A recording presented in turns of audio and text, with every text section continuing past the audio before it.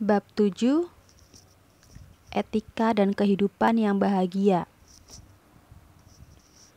Teori Epikureanisme tentang kehidupan yang berbahagia yaitu hidup yang memuaskan sekaligus bajik. Memiliki dua aspek negatif dan positif.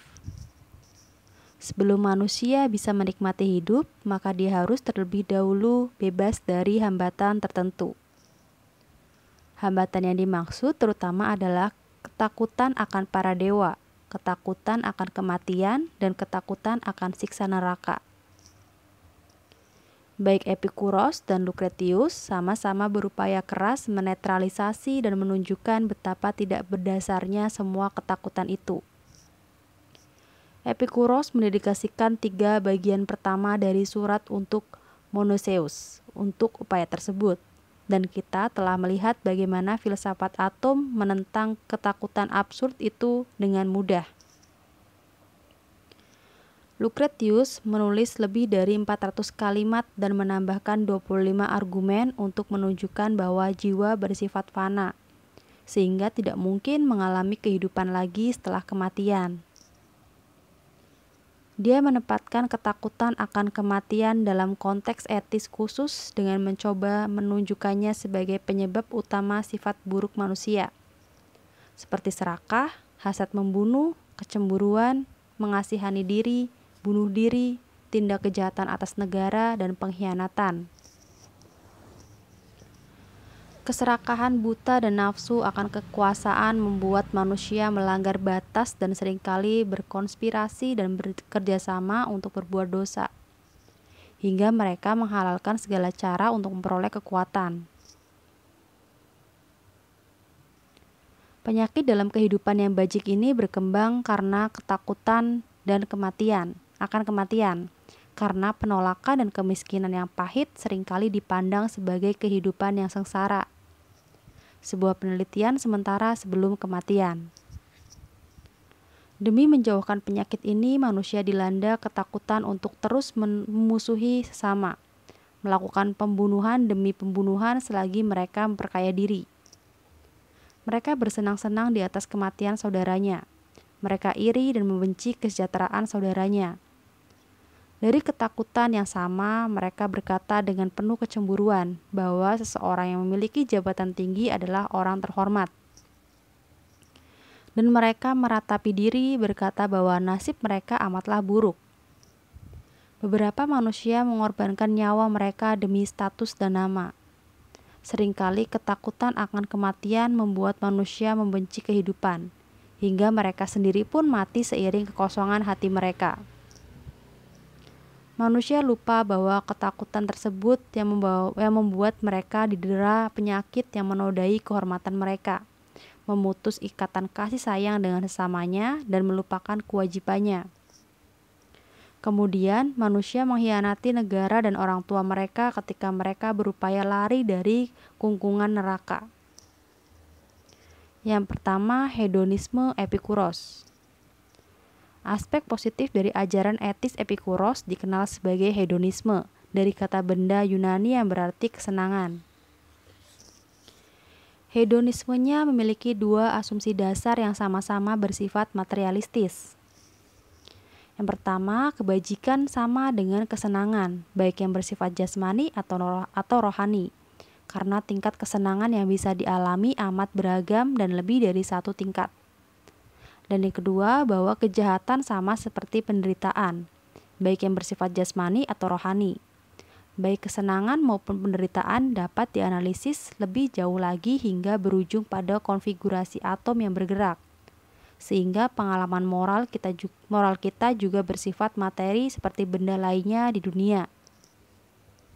Tindakan moral melibatkan pilihan berbagai kesenangan dan ketidaksukaan. Maksudnya adalah manusia bisa memilih untuk menghindari kemungkinan rasa sakit. Tindakan terhitung bajik jika dalam jangka panjang menghasilkan lebih banyak kesenangan dibandingkan penderitaan. Jika tidak demikian, maka tindakan itu bersifat amoral. Prinsip ini berlaku dalam banyak kasus pemilihan dan penghindaran serta dapat digambarkan dengan contoh dari kehidupan kita di masa sekarang. Pertama, mahasiswa A memutuskan untuk menyontek saat ujian di kampus agar nilainya naik. Apakah ini termasuk tindakan bajik menurut standar Epikuros? Untuk sementara ini, mari kita abaikan standar lainnya. Anggaplah mahasiswa itu tidak dihukum karena melakukannya. Kesenangannya meningkat, tapi di saat yang sama dia takut dosennya akan curiga. Penderitaan dan kesenangannya kurang lebih seimbang. Dan dalam hal lain, sulit untuk menentukan moral atau tidaknya tindakan mahasiswa ini. Karena pernah berhasil menyontek pun menjadi kebiasaan mahasiswa tersebut. Kini ada beberapa alternatif. Yang pertama, mahasiswa itu akhirnya terpergok dan dikeluarkan dari universitas. Dan jika itu terjadi, maka penderitaan lebih tinggi dari kesenangannya, sehingga tindakannya menjadi amoral. Yang kedua, mahasiswa itu mungkin cerdas dan selalu lolos, tapi di saat yang sama selalu merasa gelisah, sehingga penderitaannya juga melebihi kesenangannya, sehingga tindakannya amoral. Atau yang ketiga, mungkin dia terus lolos dan tak merasakan kegelisahan apapun. Dan tampaknya mahasiswa seperti ini banyak di universitas zaman sekarang. Dalam hal ini, Epikuros terpaksa mengakui bahwa tindakan tersebut adalah bajik, karena hanya kesenangan yang dihasilkan darinya. Namun kebiasaan menyontek di universitas akan terbawa ke kehidupan nyata hingga berganti menjadi perselingkuhan, ketidakjujuran atas berbisnis, dengan konsekuensi yang lebih menyakitkan daripada menyenangkan. Efek jangka panjang kebiasaan kita akan selalu dinilai moral atau amoral. Yang kedua, seorang peminum yang suka martini mungkin meminum lebih dari 10 gelas martini dalam sebuah pesta dan masih bisa berdiri. Apa tindakan ini bajik sesuai standar Epikuros? Yang perlu diperhatikan bukan hanya efek jangka pendeknya atau dia bergembira selama 2 jam, tapi juga konsekuensinya. Jika dia tak merasakan dampak buruk malam itu atau keesokan paginya, maka tindakannya itu penuh kesenangan, sehingga terhitung tindakan yang bajik. Jika tidak demikian, maka tindakan itu amoral. Tergantung pada intensitas sakit kepalanya. Contoh seperti ini yang membuat Epikureanisme dipandang sinis. Epikuros sendiri tidak akan menyukainya, karena secara prinsip dia tak menyetujui seks bebas, kenikmatan semu, dan berlebih-lebihan. Tetap saja itu termasuk karakter Epikureanisme pada setiap zaman dan masih ada di kehidupan modern. Yang ketiga, sepasang muda-mudi yang sedang jatuh cinta tak bisa menikah karena masalah biaya. Akhirnya mereka memutuskan untuk melakukan hubungan intim 2 atau 3 tahun sebelum mereka menikah. Apakah tindakan ini bajik atau amoral? Sekali lagi, ada beberapa kemungkinan. Yang pertama, pasangan ini berniat mencari nikmat melalui hubungan intim, tapi justru dilanda rasa bersalah karena ibu yang kaku atau ayah yang tirani. Kesenangan mereka diiringi penderitaan yang dalam, sehingga tindakan itu amoral. Yang kedua, pasangan itu tidak merasa bersalah dan mereka merasa nikmat. Lebih jauh lagi, ketegangan mereka berhasil dihilangkan dengan kesenangan sekali ini. Mereka kemudian menikah dan hidup bahagia. Jika itu yang terjadi, maka tindakan mereka jelas bajik. Yang ketiga, namun jika mereka tak menikah karena tak saling cinta, setelah 2 atau 3 tahun, maka seks mereka bisa menjadi hambar dan tak lagi intim, sehingga masing-masing bisa menikah dan bercerai 2 kali. Konsekuensi yang menyakitkan ini bisa berujung perselingkuhan.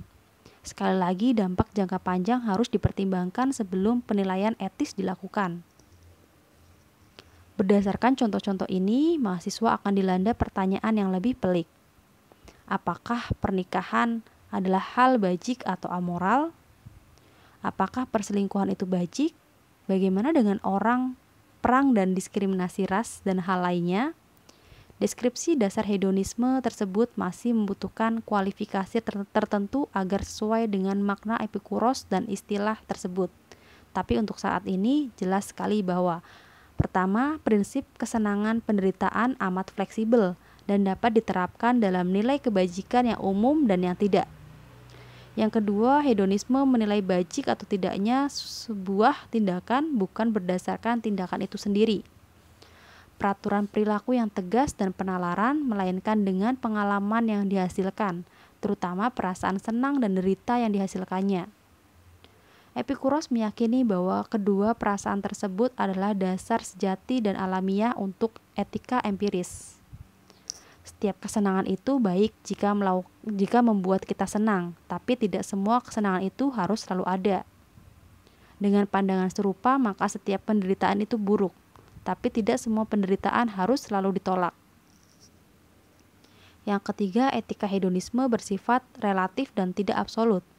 Banyak moralitas dari tindakan dianggap ambigu, karena nilai dari tindakan itu sendiri tidak bergantung pada karakter kodrati, melainkan pada konsekuensi psikologinya, yang tentu saja berbeda pada tiap individu dan setiap masa. Kesenangan bermakna netral atau negatif. Doktrin bahwa kesenangan adalah kebajikan tertinggi langsung menciptakan kesalahpahaman serius, karena ambiguitas dari istilah kesenangan. Aliran epikuranisme dinilai sebagai penggila seks dan keduniawian oleh para rival dan pencelanya, baik pada masa kuno maupun masa modern. Itu disebabkan kesenangan dianggap sebagai kata kotor di mata para moralis dan orang awam di sepanjang sejarah. Sebenarnya penganut epikuranisme yang taat cenderung disiplin, bahkan saleh, dan dari segi ajaran atau praktik, dan fakta ini diketahui oleh siapapun yang membaca tulisan Epikuros yang tersisa dengan sungguh-sungguh. Epikuros menganggap kesenangan sebagai lawan dari penderitaan. Dengan kata lain, kesenangan berarti absennya penderitaan atau kenihilan relatif penderitaan dari pikiran dan tubuh. Maksudnya kenyamanan jasmani atau kemakmuran dan kedamaian pikiran. Dengan begitu, kehidupan yang berbahagia adalah kehidupan yang bertujuan mencapai keadaan-keadaan tersebut. Kehidupan yang berbahagia jelas bukanlah kenikmatan seksual, hasrat, persaingan, prestis sosial, dan kesuksesan harta. Semua itu diyakini negara kita sebagai penentu kehidupan yang bahagia, atau apa yang kita sebut bahagia cara hidup orang Amerika. Saat saya berkata bahwa kesenangan adalah tujuan hidup, yang saya maksud bukanlah kenikmatan individual atau sesuatu yang menyenangkan, sebagaimana yang disangkakan orang yang tak paham, tak menyetujui, atau salah menafsirkan doktrin ini. Justru sebaliknya, yang dimaksud adalah kesenangan yang ada dalam kemerdekaan dari derita jasmani dan rohani. Kehidupan yang memuaskan tidak diperoleh dari mabuk-mabukan atau dari hubungan seksual dengan orang lain, pun bukan berwujud makanan mewah yang disajikan di atas meja besar. Kehidupan yang berbahagia ala epikuranisme adalah mendisiplinkan nafsu makan, membatasi keinginan dan kebutuhan hingga batas yang paling minimal untuk kehidupan yang sehat, menjauhkan diri dari tujuan dan nilai yang dijunjung terlampau tinggi, serta tidak turut serta secara aktif dalam kehidupan komunal, hanya bersama beberapa teman, dengan kata lain, kehidupan yang biasa saja dan pemikiran yang luhur. Dari prinsip tersebut terlihat bahwa tujuan utama epikuranisme jauh dari definisi kehidupan yang penuh kenikmatan atau hidup yang menyenangkan. Konsepsi kesenangan sepenuhnya negatif, minimalisasi segala penderitaan dalam hidup, yang kecil, yang besar, serta 3 jenis ketakutan, juga memaksimalkan kedamaian diri, kesunyian, dan kesejahteraan. Dengan demikian, dari segi tafsiran harfiahnya, tujuan utama epikuranisme adalah ketentraman yang menyerupai Buddha. Letak perbedaannya adalah aliran epikuranisme meyakini realitas dunia yang berwujud dan tidak ingin terlarut dalam konsep mitos nirwana. Tapi epikuranisme ada beragam. Maksudnya adalah ada penganut yang taat, yang menjalani hidup menyendiri, dan ada pula sebaliknya, penganut yang cinta dunia. Golongan kedua diwakilkan oleh contoh yang tadi disebutkan, terutama oleh para pecinta martini dan pasangan yang saling jatuh cinta. Orang-orang macam itu akan langsung dianggap sebagai penganut epikuranisme yang korup, karena yang mereka cari dari hidup adalah kesenangan positif yang maksimal dengan minimal konsekuensi tidak mengenakan. Itu wajar dan manusiawi, tapi menurut Hoyle tidak demikian. Tetap saja dari sudut pandang pragmatis dan non-dogmatis, tidak ada alasan seseorang bisa hidup dengan makmur dan sukses dengan menerapkan prinsip kesenangan penderitaan dalam cara yang tidak ortodoks. Di mana ada pengikut epikureanisme sejati, pasti ada ribuan pengikut palsu di setiap usia. Sama seperti di mana ada Yesus, pasti ada ratusan ribu pengikut Kristus yang palsu. Ketika sebuah tujuan utama terlalu luhur dan kaku, maka pasti akan ada pengikutnya yang korup. Pergeseran makna kesenangan dari negatif ke positif dalam penerapannya telah merusak nilai lurus epikureanisme dan akhirnya memberi kesan bahwa aliran epikureanisme identik dengan jamuan dan anggur mewah. Kata kesenangan dalam ajaran etika akan dihujat oleh mereka yang tak pernah mempelajarinya secara mendalam atau tidak memahaminya sama sekali. Itu sama dengan prinsip kebajikan Yesus yang dirusak oleh penerapan para pengikutnya yang tidak disiplin dan dangkal iman. Kedua kasus itu diibaratkan mutiara yang berharga hancur terinjak-injak. Reaksi negatif terhadap kesenangan dan minimalisasi nilai-nilai utama duniawi digambarkan secara sempurna oleh kehidupan Epikuros sendiri, yang mempraktekkan doktrinnya sendiri dengan baik. Pertama-tama, dia menarik diri dari partisipasi aktif dalam kehidupan sosial dan politik Athena, lalu menyendiri bersama teman-teman, wanita dan pria dalam taman berdinding. Dia mengikuti peraturannya sendiri, latebiosas atau hidup dalam pengasingan. Kedua, dia menjalani hidup yang sederhana, terutama dalam hal makan. Dia tidak makan daging, tidak minum anggur, dan dalam surat untuk temannya, dia pernah meminta keju dalam mangkuk sebagai jamuan mewah. Ketika dia menghabiskan waktu untuk kegiatan non-duniawi, belajar menulis, mengajar, berdialog, dan merenung. Keempat, sebagaimana Yesus, dia menghindari kontak seksual tapi di saat yang sama membiarkan dirinya dicela karena memiliki murid-murid wanita, baik wanita bebas maupun wanita budak. Epikuros dan para pengikut sejatinya tidak tertarik akan kesenangan paling intens dan terkadang menyakitkan, yaitu cinta penuh nafsu. Pria yang berbudi tidak akan jatuh cinta, dan seks tak akan pernah menguntungkan siapapun, dan ajaib jika itu tidak merugikan kita. Epikuros pasti menyukai ungkapan baru-baru ini. Saya lebih memilih menghabiskan waktu bersama Dickens di ranjang daripada bersama wanita. Seleksi rasional kesenangan dan penderitaan. Meski setiap kesenangan pada dasarnya bajik dan setiap penderitaan pada dasarnya buruk. Tidak semua kesenangan diperlukan dan tidak semua penderitaan harus dihindari.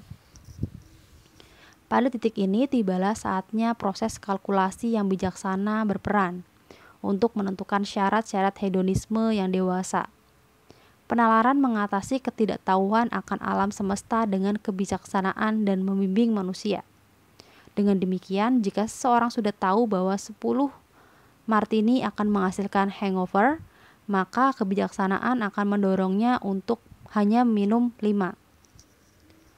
Dengan penalaran yang sama, jika kita disarankan untuk operasi demi kenyamanan dan keselamatan di masa depan, maka itu wajib kita lakukan. Jika bocah Amerika tipikal Amerika ingin sukses pada masa sekarang, maka dia harus rela menjalani pendidikan kuliah 4 tahun yang berat. Ketidaknyamanannya saat ini akan membuahkan hasil yang manis kelak. Sekali lagi, ini contoh yang diambil dari epikureanisme manusia awam. Berdasarkan fakta bahwa kesenangan adalah kebajikan primer yang mendarah daging dalam diri kita, maka kita tak bisa memilih setiap kesenangan. Ada kalanya beberapa kesenangan harus dilepaskan, terutama jika diikuti oleh terlalu banyak kesusahan. Terlebih lagi, terkadang kita menganggap penderitaan tertentu lebih baik dari kesenangan, terutama jika setelah menderita selama beberapa saat, kita akan mendapat hasil yang manis. Tugas kita adalah menilai semua kasus dengan mempertimbangkan kesenangan dengan derita, melalui pandangan ke masing-masing kelebihan dan kekurangannya, sehingga terkadang kita merasakan kebaikan sebagai keburukan, dan sebaliknya. Sebagai contohnya, jika dihadapkan kepada pemilihan antara pola makan sederhana dan mewah, ketenaran dan keterasingan, hidup penuh perenungan dan hidup penuh perpolitikan, seorang penganut epikureanisme sejati akan selalu memilih nilai yang tidak mencolok. Pola makan sederhana, keterasingan, dan kontemplasi. Dia akan lebih memilih meneladani Thoreau atau Frost daripada menjadi direktur US Steel atau presiden AS. Memilih kehidupan yang sederhana membuat manusia bijaksana. Meski dari sudut pandang gaya hidup Amerika itu adalah sikap tunduk, kebodohan, atau sekedar kemalasan. Memilih kesederhanaan berarti memilih jalan hidup dengan derita dan kekecewaan yang paling minimal, alih-alih kehidupan yang menjanjikan kepuasan besar tapi dengan frustasi dan kebingungan di baliknya. Sikap defensif dan negatif terhadap hidup adalah kebijaksanaan yang dihasilkan cobaan hidup, yaitu ketika optimisme atau keteguhan tidaklah cukup. Dengan demikian, kita membutuhkan kesenangan hanya saat kita merasakan derita, karena ketidakhadiran kesenangan itu sendiri. Namun, setiap kita tidak merasakan derita, maka kita tidak lagi membutuhkan kesenangan. Lalu, membatasi nafsu makan adalah hal baik, dan itu patut diterapkan bukan karena kenikmatan dari porsi yang sedikit, tapi lebih kepada kenikmatan porsi sedikit jika tidak punya banyak makanan. Kita diyakinkan bahwa mereka yang membutuhkan makanan mahal adalah yang paling menikmatinya, dan hidup yang wajar mudah sekali dilakukan. Sementara kesederhanaan amatlah langka. Makanan yang biasa saja bisa terasa seperti jamuan mewah jika kita tidak mengalami kemiskinan. Roti barley dan air juga bisa terasa amat memuaskan kapanpun mereka yang membutuhkan bisa memperolehnya. Betapa menyedihkannya hidup manusia, betapa buta mereka, betapa gelap dan piciknya hidup mereka. Mereka tidak sadar betapa sedikitnya alam menuntut kita. Dia hanya ingin tubuh kita terbebas dari derita. Dia hanya ingin pikiran kita bebas dari kegelisahan dan kesedihan, serta menikmati kesenangan. Maka kita akan tahu bahwa yang dibutuhkan agar tubuh sejahtera amatlah sedikit, bahkan hanya hal yang bisa meredakan derita. Hedonisme yang tidak sesuai dengan etika sosial. Sikap defensif dan individualis hedonisme Epikuros mencegahnya untuk meluas dan berkembang menjadi etika sosial yang matang. Memang hedonisme Epikuros menekankan pentingnya persahabatan dan kelembutan serta kasih terhadap sesama anggotanya. Hedonisme ini pun syarat akan semangat humanisme, bahkan religius, dalam menyebarkan paham atomisme untuk menentang ketakutan yang diciptakan oleh agama populer. Namun itu tidak sama dengan teori komprehensif tentang kesejahteraan masyarakat secara menyeluruh, seperti pandangan John Stuart Mill yang berkembang dari hedonisme di era Victoria Inggris. Semangat altruistik, kebaikan terbesar untuk jumlah yang terbesar. Mill yang kebetulan juga mengikut sertakan kelas pekerja Inggris amat jauh berbeda dari eskapisme introvert dari Epikuros. Jauhi dunia, hindari derita dan bahaya keterlibatan. Carilah keamanan dan kedamaian dirimu. Perbedaan teori altruisme konstruktif dan kebahagiaan egosentris cukup jelas pada tulisan Epikuros mengenai keadilan dan ketidakadilan yang tak lagi lengkap. Perbedaan ini mungkin adalah nilai sosial yang terpenting. Manusia yang adil adalah yang tidak tergoda hasrat. Manusia yang tidak adil adalah yang paling tergoda. Konsekuensi paling utama dari sikap yang adil adalah kedamaian dalam diri. Keadilan bukanlah suatu entitas. Keadilan adalah kesepakatan untuk tidak menyakiti dan disakiti. Dibuat ketika manusia saling berasosiasi kapanpun dan dalam jumlah berapapun. Ketidakadilan tidak jahat. Kejahatannya terletak pada ketakutan kita akan hukuman yang diberikan pihak berwenang kala kita melakukan kesalahan. Dengan kata lain, keadilan bukanlah bentuk platonik, transendental, tapi kontrak sosial yang dibangun secara empiris. Tapi ini bukan kontrak untuk menjamin kebahagiaan, kedamaian, dan kesejahteraan masyarakat, sebagaimana yang digambarkan oleh Thomas Hobbes, seorang penganut materialisme abad ke-17, dalam Leviathan. Maksudnya adalah kontrak yang berbentuk kebajikan yang menjamin, sebuah alat untuk menjamin saya terhindar dari penderitaan personal, serta ancaman dunia luar terhadap keamanan dan kebahagiaan saya. Semua ini konsisten dengan pandangan hedonisme egosentris, tapi sayangnya pandangan ini cukup sempit. Keadilan dan ketidakadilan dipandang sepenuhnya dari segi dampak psikologisnya kepada saya dalam kapasitas saya sebagai agen, bukan dari segi kebahagiaan atau ketidakbahagiaan penerima yang terpengaruh oleh tindakan saya, termasuk dari segi konsekuensi sosial. Keadilan bagi saya adalah hal yang bajik karena menghasilkan ketentraman, nilai tertinggi dari epikureanisme. Jika saya tidak merusak kebahagiaan orang lain dengan bertindak tak adil, maka berdasarkan pengalaman ada jaminan bahwa kebahagiaan saya tak akan dirusak oleh orang lain. Dengan logika yang sama, maka dampak buruk ketidakadilan bukan pada dampaknya ke orang lain, tapi karena saya yang melakukan ketidakadilan, merasa takut akan tertangkap dan dihukum oleh pihak yang berwenang. Ini kebijaksanaan yang mungkin ampuh untuk masa sulit, tapi realisme sosial komprehensif dari Hobbes dan kedermawanan dan besarnya semangat Mill tak akan bisa dimengerti dalam egoisme yang sempit ini.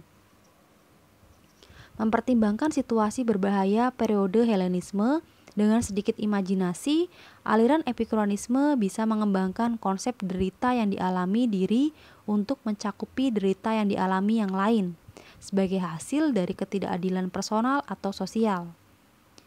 Ini akan menjadi langkah negatif yang bergerak menuju pandangan prinsip kebahagiaan terbesar milik Mill, tapi itu tak pernah terjadi. Derita dan kesenangan selalu dipandang apa adanya, sehingga prinsip epikureanisme tetap menjadi cara untuk menjalani hidup bagi banyak orang.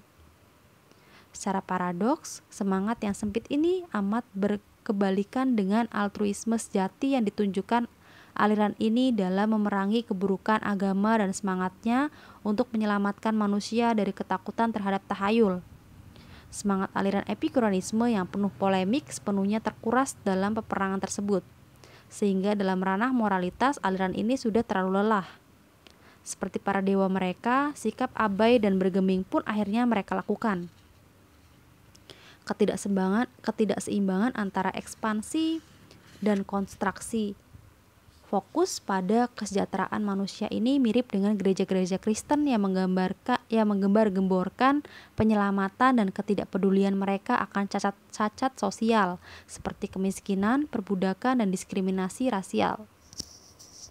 Pertanyaan egosentris yang berbunyi, tindakan apa yang bisa membuatku menderita atau bahagia? Tampaknya tidak jauh berbeda dari pertanyaan altruistik seperti apa tindakanku yang sekiranya membuat orang lain menderita atau bahagia? Apakah aku wajib meningkatkan kebahagiaan orang lain seperti aku membahagiakan diriku?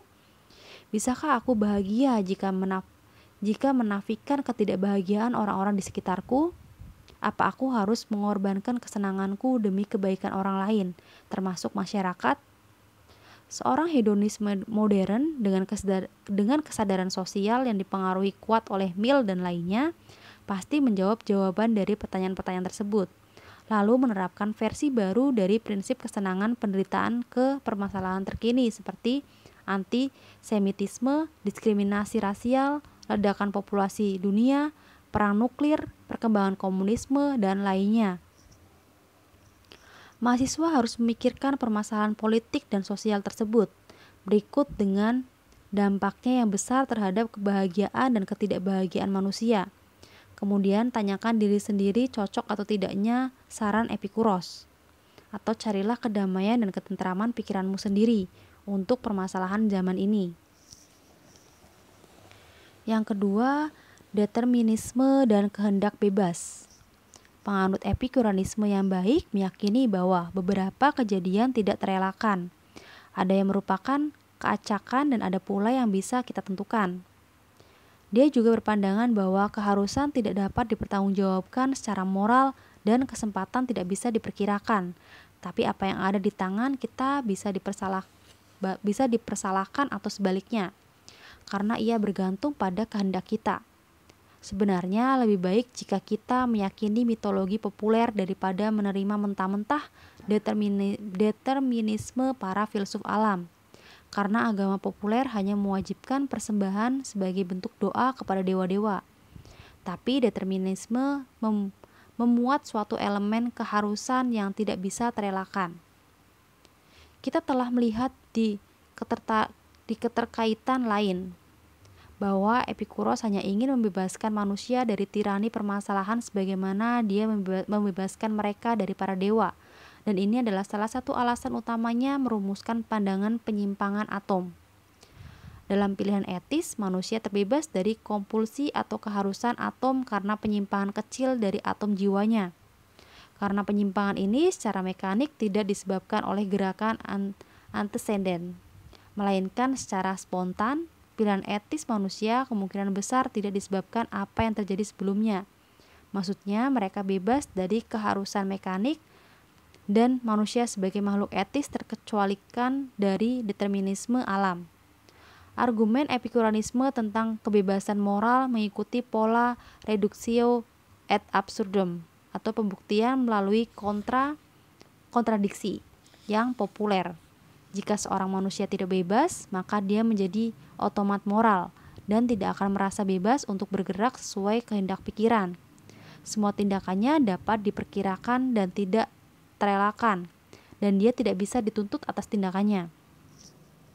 Namun karena dia cukup bebas untuk memilih sesuai kehendaknya, karena tindakannya tidak dapat diperkirakan atau dapat terelakkan, dan karena dia dituntut pertanggungjawaban atas tindakannya, maka bisa dikatakan manusia itu adalah pelaku moral bebas. Jika manusia itu bebas, maka teori penyimpangan adalah hipotesis yang paling mungkin untuk kebebasannya. Jika setiap gerakan atom selalu menerus satu dengan yang lainnya, jika gerakan baru selalu berasal dari atom lama dan urutan yang sudah pasti, dan jika peraga primer tidak menyimpang dan memutus rantai determinisme, lalu mencegah sebab untuk berujung akibat, maka kenapa makhluk hidup di dunia memiliki kehendak bebas, kehendak yang merdeka dari keharusan dan memungkinkan mereka melakukan apapun yang mereka suka? Karena gerakan kita tidak dapat diperkirakan dari segi waktu dan arah. Kenapa kita bergerak mengikuti pikiran kita? Tidak perlu dilakukan lagi bahwa kehendak kita yang menginisiasi gerakan dalam semua contoh kasus itu. Lalu gerakan disalurkan dari sumber ini ke segala arah. Dengan demikian, penyimpangan dari raga utama pada waktu dan tempat yang tidak dapat ditentukan inilah yang mencegah pikiran mengalami kompulsi untuk melakukan semua dan dari paksaan untuk menderita bagai budak yang dirantai. Dalam mengevaluasi argumen kebebasan moral ini, kita tidak bisa mengkritisi reductio ad absurdum itu sendiri, karena ini adalah varian dari bentuk argumen yang valid. Dalam logika ini dikenal sebagai menyangkal konsekuensi. Tapi kita bisa mengkritik asumsi bahwa atom menyimpang menjadi dasar untuk kebebasan tersebut. Dalam teori penyimpangan, tindakan berdasarkan kehendak secara kausal merdeka jika kita berasumsi bahwa penyimpangan yang membuatnya bebas dari kausalitas. Namun di saat yang sama, kehendak tidak bebas dari tirani masalah atau dari mekanisme, sebagaimana yang diinginkan oleh Epikuros. Kehendak hanya bebas dari mekanisme atom reguler, tapi menjadi mekanisme anomali yang tidak bisa dikendalikan. Meski semua ini ada dalam kehendak itu sendiri bukanlah pelaku otonom yang beroperasi, terpisah dari penyimpangan atom. Sebagai konfigurasi atom itu sendiri, kehendak memilih A alih-alih B, semata karena kejadian atom acak yang terjadi di dalamnya. Dengan demikian, teori penyimpangan menjadikan manusia sebagai anomali moral. Teori itu tidak memberinya karakter yang menyebabkan tindakannya, tapi memungkinkannya melakukan pilihan yang tidak dapat diprediksi, karena tidak ada akar kausalitas di masa lalunya, hanya keacakan. Berdasarkan teori ini, manusia tidak bisa menjadi pelaku moral atas kehendak sendiri. Dia hanya robot yang mengekspresikan beragam kodratnya. Ini jelas bukan yang dimaksud dengan kebebasan moral atau kebebasan tindakan yang harus dipertanggungjawabkan secara moral. Kebebasan, tanggung jawab, dan pemahaman akan perilaku atom tidak masuk akal secara moral ketika dipadukan bersama. Secara kebetulan, teori penyimpangan memiliki analogi modern yang pas dalam prinsip ketidakpastian Heisenberg 1927 fisika modern. Berdasarkan prinsip ini, terdapat ketidakpastian dasar atau terkadang ditafsirkan sebagai e-kausalitas pada inti masalah. Perilaku partikel subatom tidak seragam atau tidak sepenuhnya dapat diperkirakan, bahkan dalam kondisi eksperimen yang identik. Hanya dalam kasus agregat total partikel tersebut atau benda atau objek, ketidakaturan memudar dan alam dapat kita anggap seragam dan mudah dijaga. Fisikawan mungkin tidak bisa memperkirakan perilaku sebuah partikel, tapi seorang astronom masih bisa memperkirakan gerhana matahari dengan akurat. Intinya beragam profesional, mulai dari ahli teologi hingga moral, menggunakan prinsip Heisenberg sebagai dukungan terakhir untuk doktrin kebebasan kehendak yang rapuh. Namun sekali lagi, perilaku acak partikel subatom tidak bisa membentuk dasar untuk kebebasan dan pertanggungjawaban manusia, sebagaimana teori penyimpangan Epikuros. Kesimpulannya, prinsip Heisenberg tidak relevan untuk pertanyaan etis, terutama pertanyaan atas kebebasan manusia. Ketiga, evaluasi hedonisme epikureanisme. Hedonisme psikologis dan etis. Meski kehidupan yang menyenangkan, baik dalam makna impulsif seperti melakukan apa yang diinginkan, atau makna mendalam yang digunakan oleh orang beradab, menggugah banyak hedonis dari segala usia, yang terkenal maupun yang awam. Terdapat alasan teknis yang bagus tentang kesenangan atau kebahagiaan yang tidak bisa dianggap sebagai kebajikan etis tertinggi atau hedonisme, terbukti sebagai prinsip etis. Salah satu kritikus hedonisme adalah Plato.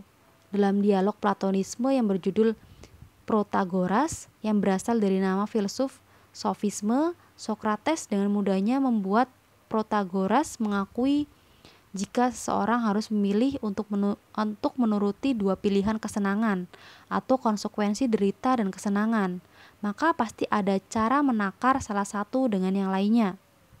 Karena prinsip atau kriteria menakar adalah pengetahuan atau penalaran, maka jelas kesenangan bergantung pada prinsip itu sendiri, sehingga tidak bisa dianggap sebagai kebajikan yang tertinggi. Epikuros mengakui perlunya kriteria seperti itu, tapi karena dia anti-Platonisme, dia tidak mengambil kesimpulan bahwa pengetahuan lebih tinggi dari kesenangan.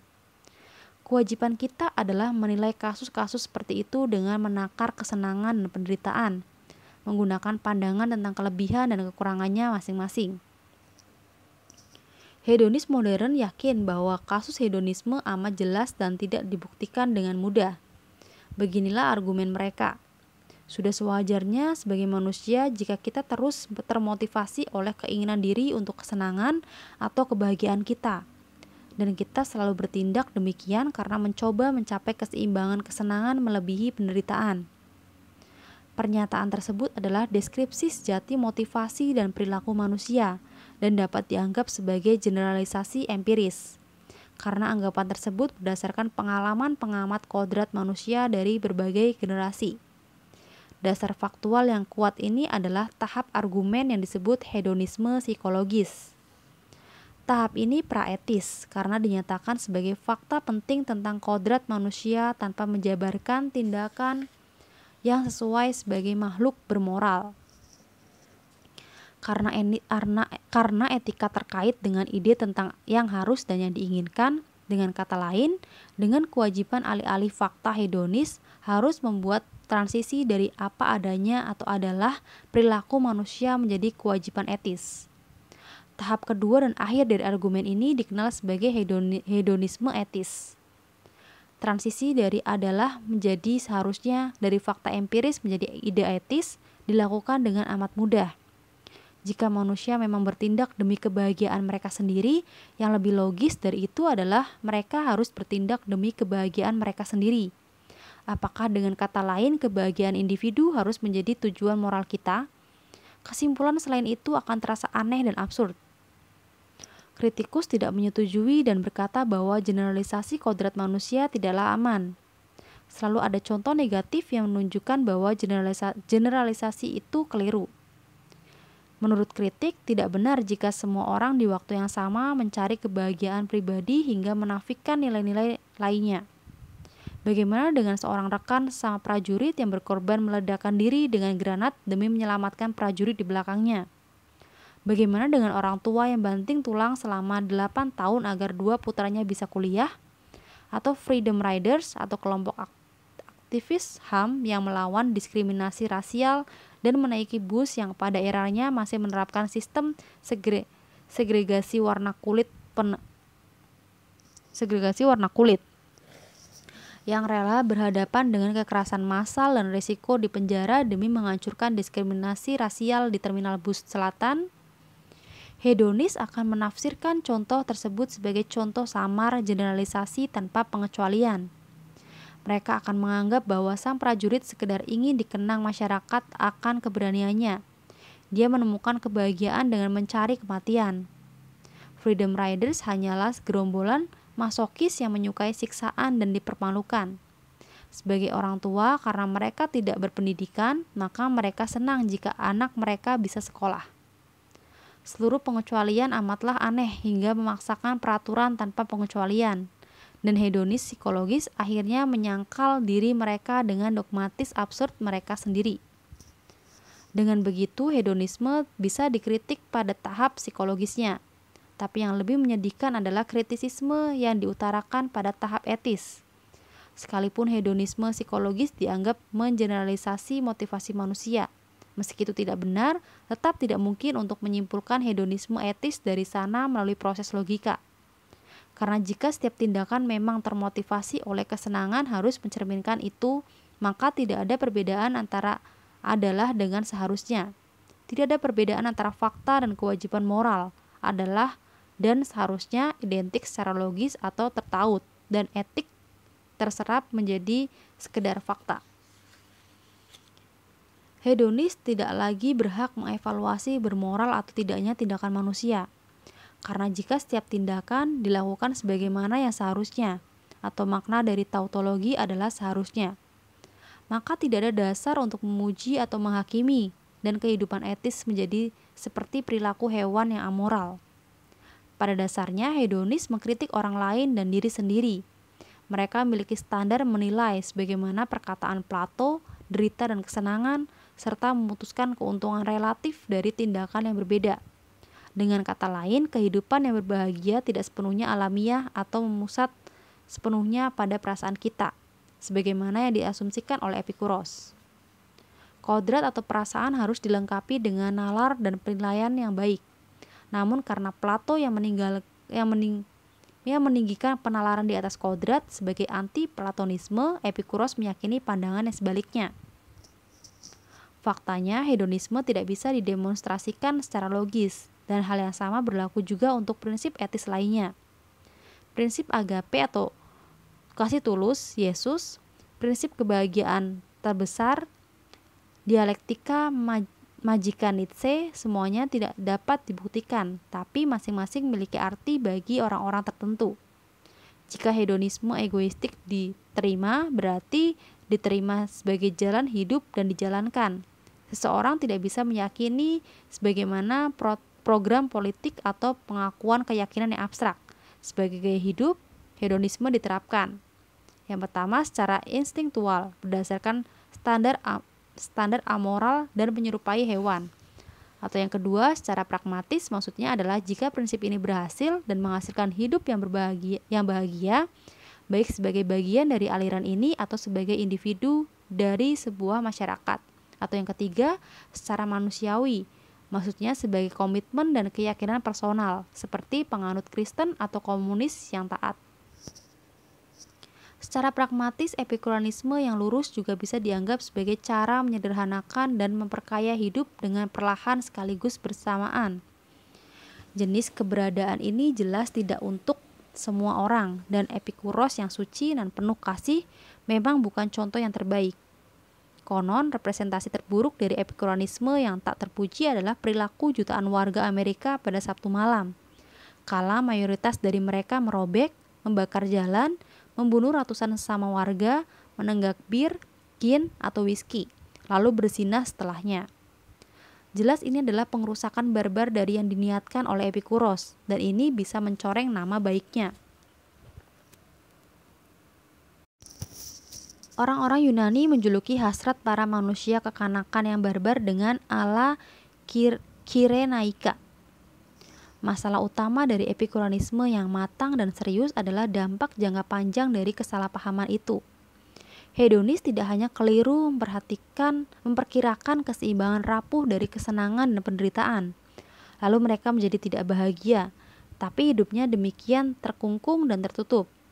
Amat beresiko menjadi apatis dan nilai sosial dan bahagia atau tidaknya orang lain. Tipe hedonis egois ini adalah penggila moral yang gagal. Jadi buahnya lah kamu akan mengenal mereka. Ringkasan dan evaluasi. Karena epikureanisme memasuki tradisi barat dalam bentuk yang ambigu atau makan, minum, dan berbahagialah, epikureanisme perlu ditinjau ulang untuk melihat kelebihan dan kekurangannya. Pertama, kita harus perhatikan kekhasan cara hidup epikureanisme sejati. Meski berdasarkan prinsip kesenangan penderitaan, ini tidak bisa disebut sebagai kehidupan yang menyenangkan. Meminjam perkataan Nietzsche, epikureanisme tidak menyambut hidup, tapi menolaknya. Itu cara hidup yang amat negatif, merupakan eskapisme, melindungi diri dan menenangkan.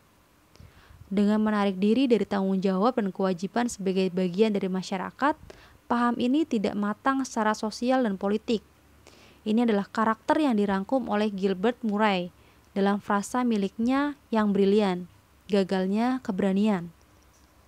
Di saat yang sama, terlepas dari penarikan diri sebagai bagian dari masyarakat, penganut epikureanisme memiliki misi sosial yang kuat, yaitu mengobati ketidakbahagiaan manusia, terutama ketakutan yang ada saat masa Helenistik.